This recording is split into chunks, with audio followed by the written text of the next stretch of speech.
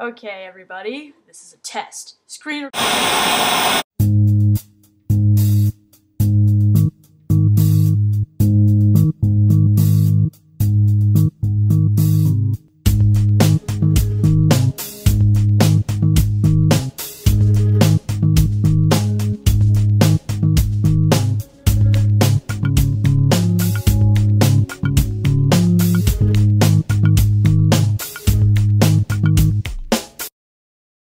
Hello everybody, Leopardheart here with the first in my series of Flash tutorials. This whole series, the purpose of it is to allow you to get your bearings in the program known as the fabulous Adobe Flash, which you can see right here, and there's an adorable looking kitty in a bow tie in it. Say hi. Okay. Basically, most of the people I'm going to be tutoring here have probably seen many different fantastic YouTube animators such as Blaze the Fire Dragon, maybe Magic Muffin, Lupus Volpez, forgive me if I got your name wrong, and other ones that I can't think of right now, but I know them. Trust me, I do. Telia, Lady Telia, yeah. I was just kind of hoping, because some people have, like, you know, been wondering how to use Flash, do animations. It is a program that is commonly used, especially in the YouTube animation community, for things like SSS Warrior Cats. SSS Warrior Cats uses Adobe Flash. And some people actually don't use Adobe Flash. Like, Lupus Volpez actually uses Photoshop to draw every single frame, which I, like, admire her for. She is, like, a wizard at that. I probably couldn't do that to save my life. This is the basis of this is that hopefully I can help you with animations, and I really hope I don't sound stuck up right now because I feel like I do. So, alright, so let's start just looking around the program. Okay, but first of all, the first thing you will most definitely need for hand-drawn animation, which is what we're focusing on in this, is a tablet. I have a Bamboo Fun tablet. It's really tiny, but it works really well, and I love it. It's like my prized possession. But if you're going to want to do hand-drawn animation, you will most definitely need a tablet, because you can draw with a mouse, but I can't guarantee that what you're going to draw will come out very nice looking.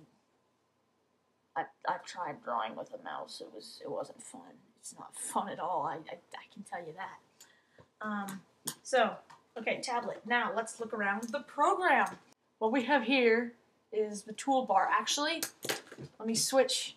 Okay, so there's this little thing you can do. There's a little bar up here with something that says, in yours, it'll say Essentials, and it'll probably look something like this.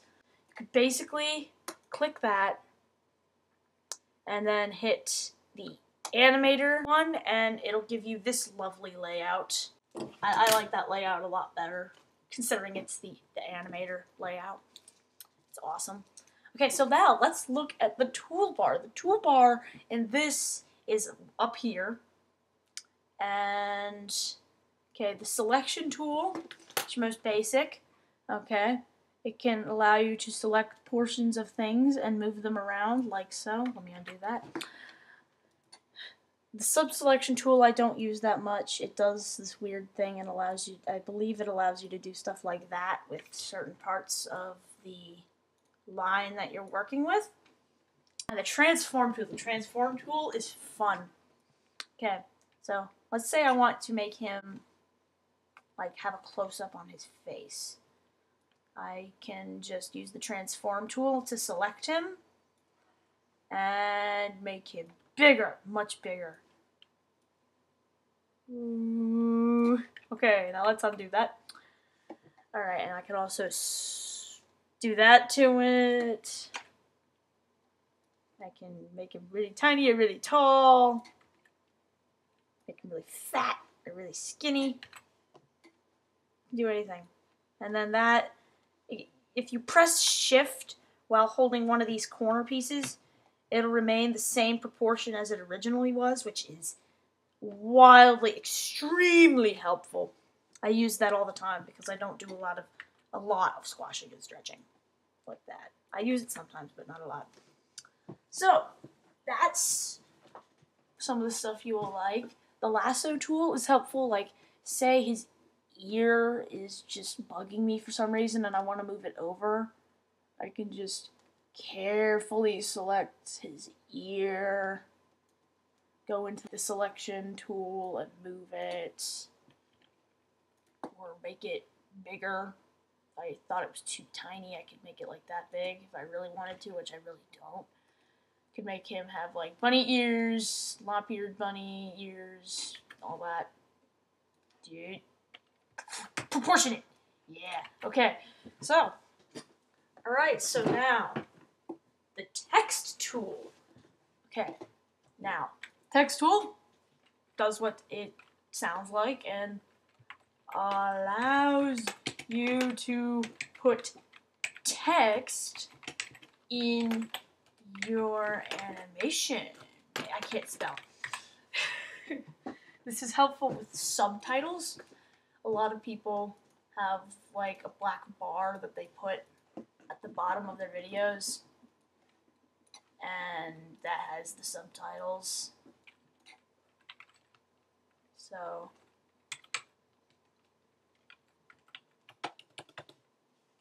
okay, now then the bar is black and the text is white. Alright, let me choose a different font. And you can choose from any font on your computer, which is awesome. This is a subtitle. Okay then. And now center text, like they did like center text. So it's right in the middle. So, and test the scene. There we go, yeah. See? Subtitles. Just taught you something already. Because, yeah. Alright, so, next we have the shape tool. The shape tool is extremely helpful. Everything is extremely helpful. I keep saying that. What do I keep saying that for? Okay, the shape tool is extremely helpful. It can allow you to create rectangles, some other weird rectangle primitive, a circle, pentagon. I believe you can have other ones too, but I don't know how to do that. And then there's the line tool, which allows you to create lines. You can't see that line very well because it's white. There we go, line. I don't use the line that often, but I use the rectangle tool a lot. Now, the pencil tool is what some people use to animate. To use to make their line art for their animations. I don't use it. I can't use it to save my life. But yeah, the pencil tool is exactly what it sounds like. It allows you to draw. Do-do-do. Do-do-do. Do-do-do. Do-do-do. Do-do-do.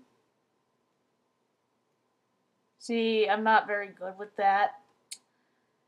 That's beautiful!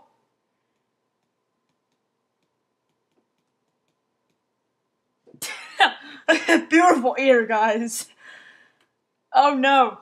Okay, now I gotta redo those lines. This is just to prove a point.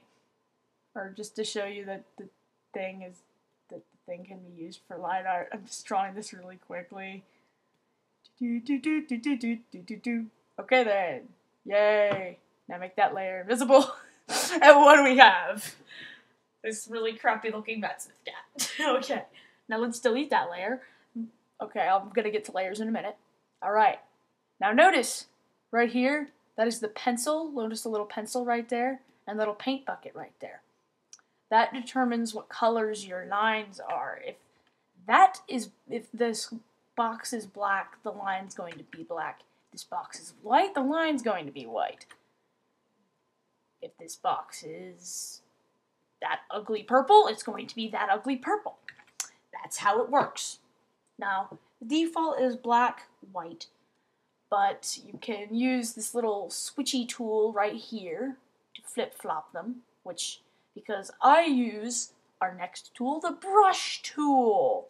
Now, the brush tool is a lot easier to animate with, much easier. And yeah. And okay, here, let me demonstrate.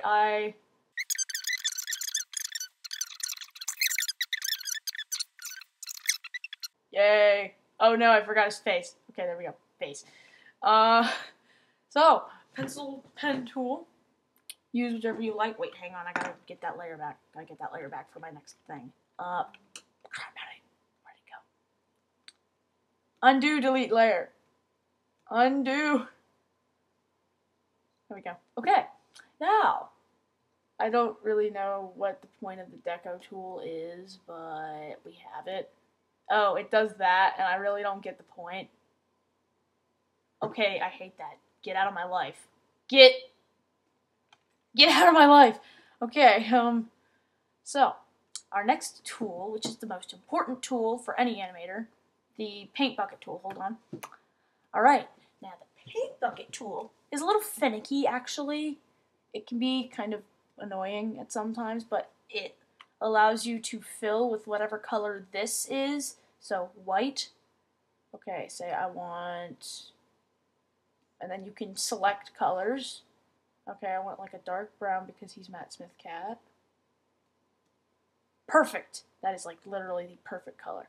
Alright, now one thing that Flash hates is little gaps in your line art. So what you can do is you go into this magical thing called the gap size modifier. The gap size modifier is gap size, and it's this little circle right here, next to, I believe it's next to the lock thing, and then you can say close small gaps.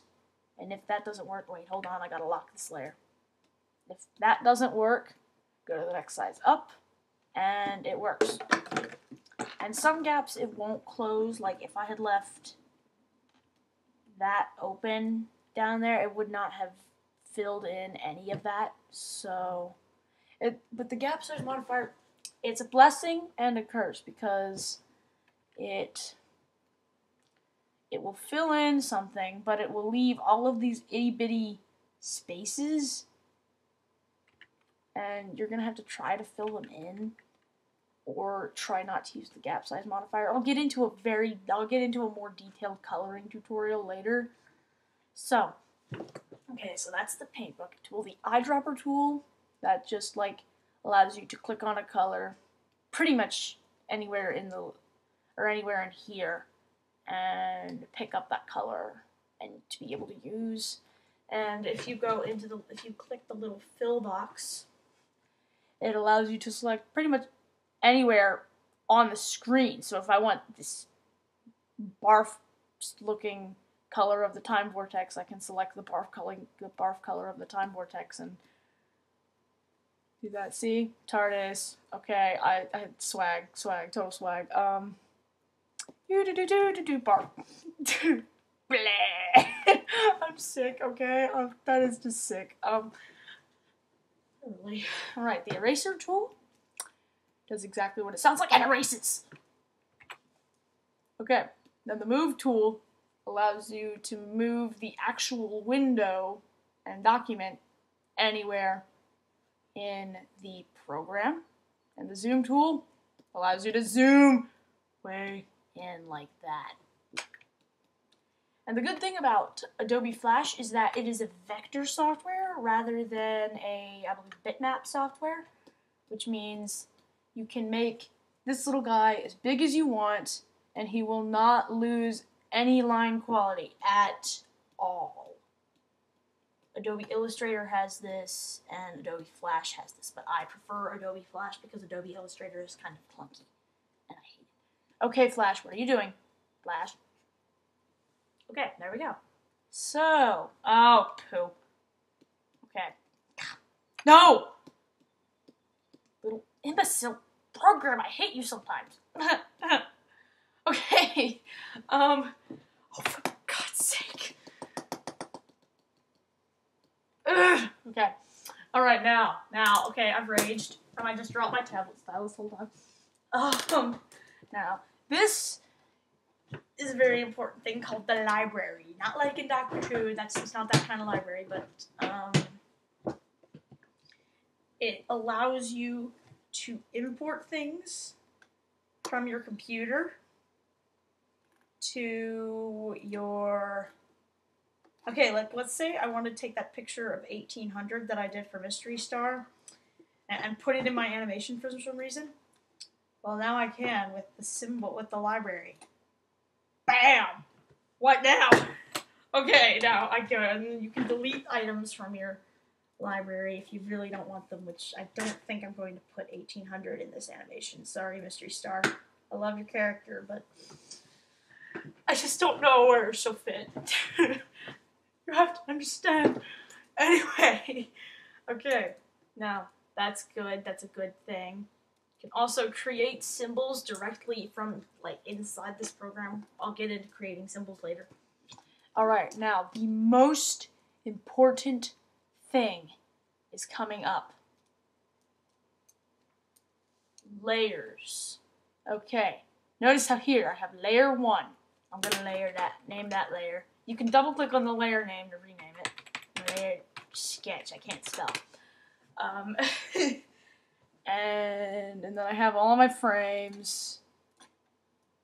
Oh, and also, sorry, I'm just jumping back and forth. Pen tool, you can use that to make lines. Okay.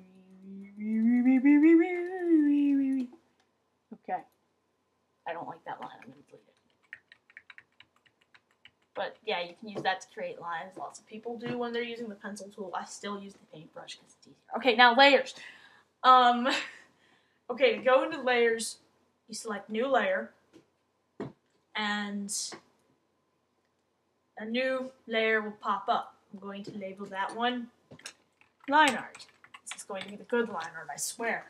And what you can do is you can make layers invisible using that little dot below the eye, or you can make them all invisible by clicking the eye, and then under the lock you can lock layers, which means you can go onto this and you can try to edit that layer, but it won't let you, which is really helpful when you're like doing coloring and stuff, because Flash sometimes acts really stupid and tries to color like art on a different layer rather than the layer you're on, and I really don't get that.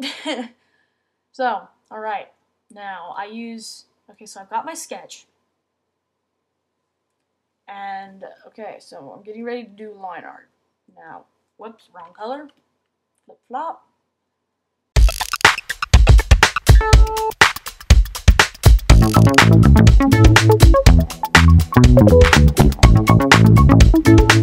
Alright, now I've finished my first frame of the animation on the second layer. Now, what I do is I insert a keyframe. Now, I believe that this is a good time to introduce you to the concept of keyframes versus scenes. Keyframes, right there, scenes. Now, keyframes allow you to animate on one scene. This is very important because I used to animate everything on separate scenes, like every single frame was a separate scene, and it really, really was crappy. So, now scenes allow you to, okay, say I want this, and then I want a chibi cat Polly to be all like ticked off at him for something.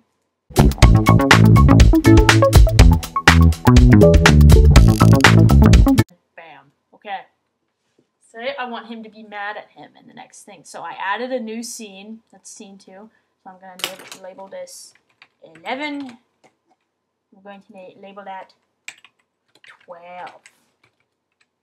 With a 4 in the middle of it because, no, kidding. Okay, so let me add some frames. I'm adding frames. You can use insert timeline frame, which is really, really, really, really, really annoying. Or the default shortcut is F5, though if you're on a laptop, especially an Apple laptop, I recommend changing that shortcut because F5 does like something, I think it like changes the lighting on your keyboard if you're on like a MacBook Pro or a MacBook Air or something like that. So, okay, so I want Cat Polly to be kind of ticked off. So, okay, I lock that layer because it's okay, the sketch is okay, and make a little angry thing. So, and then, okay, so frame is F5. Notice how it spread out. And that means that it's all the same thing, like test the scene, static image. Now keyframes allow you to change that image. The default keyframe shortcut is F6. Though again, if you're on a laptop, try something else. You can go into, I believe it's Flash, Preferences, I don't know. Where'd it go? General, no, it's not that. There's like keyboard shortcuts. Insert, timeline, frame, and, well, mine won't let me edit it. I'm in CS 5.5. It'll let you do it in Creative Cloud, I know. But, yeah. You can go into there. It'll be under Flash. Why am I pointing at my screen? You can't see that. Cancel. You can go under Flash, keyboard shortcuts. Okay. Now, so that makes a keyframe, but that means it's still the same thing on both. So, see if that made a difference. No, it didn't. Darn it. So what you want to do, if you want to change it without having to like go in, insert a keyframe, delete it, and then draw the next thing, you can make that all one step with one easy thing. The blank keyframe, which the shortcut is F7 for that. So, now, okay, I don't like doing that. That onion skin. Okay, so onion skin. Now we go into the really awesome thing about Flash. Onion skinning allows you, when you're on a different frame, allows you to look at a ghost of the last frame that you created. So you can use that as an outline for your, animation. So there we go. Now it looks kind of like it's pulsing. It's really crappy animation, I know. Don't judge me. Remove frames, and then I can go in there and select a bunch of frames, and then I right click and I hit remove frames. Hold on. Let me look for the thing. But yeah. Oh, you can't see this bar up here. Oh, okay. Okay, so there's this like big bar up here. You know what I'm talking about, Apple users. It's the similar Windows users, similar to the thing that's down here. Not this, but like the thing on the Windows interface that's down here. Now, but it's up there, and I believe you can see that, so, yeah. There's like a little menu under the name Flash. So, let's move this so that's equal, and you can also move, again, you can also move frames back and forth by clicking them and dragging them. Sometimes this is kind of finicky, and it doesn't like doing that sometimes. So, okay. Now let's look at the whole thing. To test an animation, you can go into the control, where it says control up in the top bar, which you can't see. And you can say test movie. Don't worry about any of this and just hit test if you want to test all of your scenes. And if you want to test one scene, you just hit test scene. That simple. So, yeah, I believe that's about it. Trying to think, is there anything else I need to cover? Oh, yes. Changing your document size. The default document size, I think, is like 520 pixels by 480 pixels, which is really, really, really, really, really, really tiny. If you want to do high quality animations, I recommend changing that in up at the top bar, modify document, and then it'll bring up this little window right here. And then dimensions, I change it to 1280 width by 720 height. That is a high quality. That is a 720p, I believe, in quality animation, so it's pretty good. But make sure it's in pixels, because if you wanted 1280 by 720 inches, you would have big, fat animation. Alright? And you could also make these your default settings by in the same menu. You can change the background color too. If I wanted that color for some reason, I can do that. And you can enable autosave, which helps. It helps. Trust me, it helps. My computer, both of my computers have habits of crashing in the middle of like a crucial part of my animation, and happened in the Nightmare in Silver video. And thank the Lord for auto recovery. It like recovered everything, which was I love my computer now. It's my favorite thing. Anyway, okay, frame rate. The default frame rate for Adobe Flash is 24 frames per second. I recommend changing that to 12. You don't have to animate as much, and up until Creative Cloud, I believe, like when you render something out in 24 frames per second, or I think even more than 12, it like glitches out. There's like all of these little like glitchy things, and it's really annoying. So change that to 12, and once you've saved all of these preferences, like I want autosave on that or something, I can make that a default, and it will do that every time. Because if you don't enable autosave or something like that, it'll like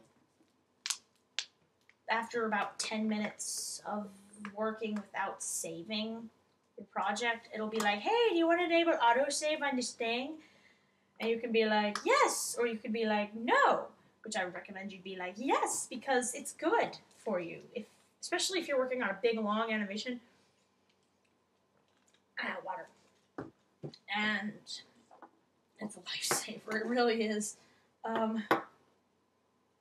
Because if you're like me and you forget to save, it can be really bad when your program crashes.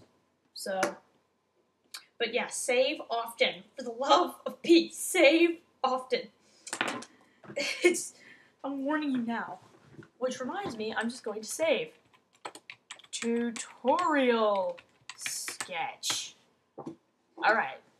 So, and, okay, so here, like, keyframe. I don't feel like drawing that, so what am I doing with my life? Oh, I just found the good reason for, the good thing about using keyframes, like regular keyframes that leave the image there. You can, like, make little scribblies that, like, grow.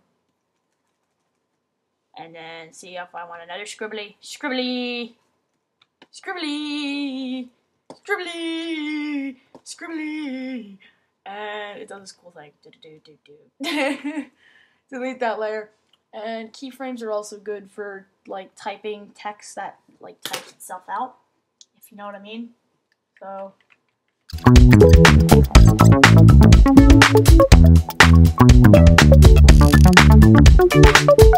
there we go. And test that. See?